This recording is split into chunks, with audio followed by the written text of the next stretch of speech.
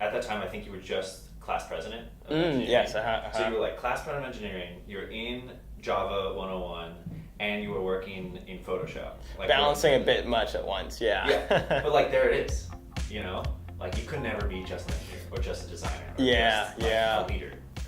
I was able to touch a whole bunch of different things, and it sort of made me realize I want to continue to interact with all these different roles. I don't want to just be an engineer. I sort of want to have engineering knowledge and also business knowledge and also sales knowledge, and I want to understand like the analytics that go into a product. So product management was sort of like the natural conclusion to all of that. I'm Josh Boggs. I work at Spotify as a product manager. My mission specifically for my squad is to improve the user experience by personalizing audio ads. So the sound of audio, how can we bring the same sort of discovery and personalization that we have in music to ads so that people don't dislike ads?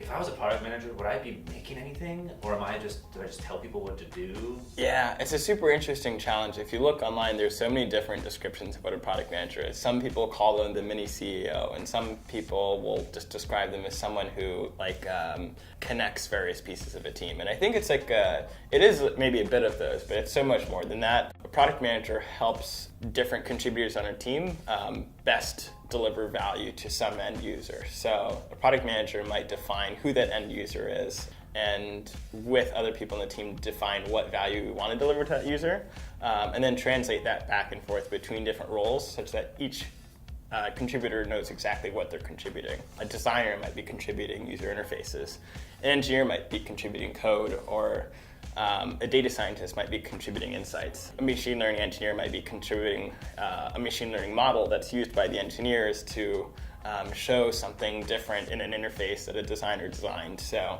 a product manager in so many ways is trying to connect those various moving modules and ensure that everyone is sort of like aligned on what they're contributing and understands how they're adding value, always with some end user in mind. So that sort of brings the whole team together.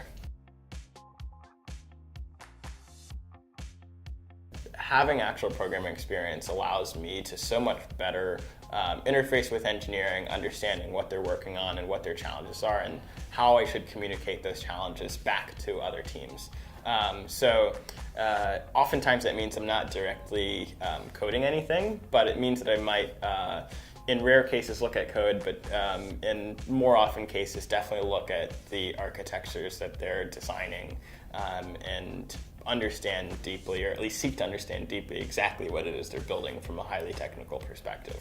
And if you have like a better understanding because you've had computer science and programming background, does that give you like cred with certain people, or do people like take you differently? Yeah, my hope is that having a computer science background gives me the sort of credibility that I need to sort of be a leader in different meetings and really contribute as strongly as possible to various engineering meetings.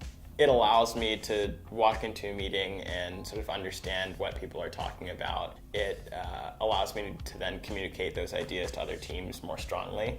So really it's, in some ways it's about like technical literacy. Can I interface and understand a problem? Can I share that stuff verbally or textually even? Can I look at their diagrams and understand what different moving parts are, what are they doing? Do I know like what languages and frameworks they're using, because that stuff is all important to thinking about how we build something and when we can deliver something.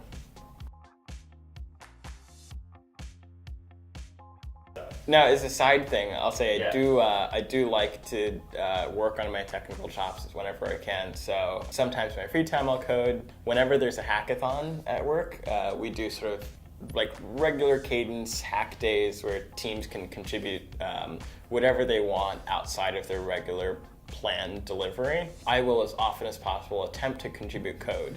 And I think what that allows me to do is better understand what it is that engineers might have challenges on and see how different engineering systems work at Spotify. Or further, I might like try to write some data science code so I can better understand what it is that someone else on my team works on. figure out maybe how difficult what they're doing is and how long it takes them, such that I have a more clear understanding or expectation of what their job is like. Okay, well, there it is. Nice.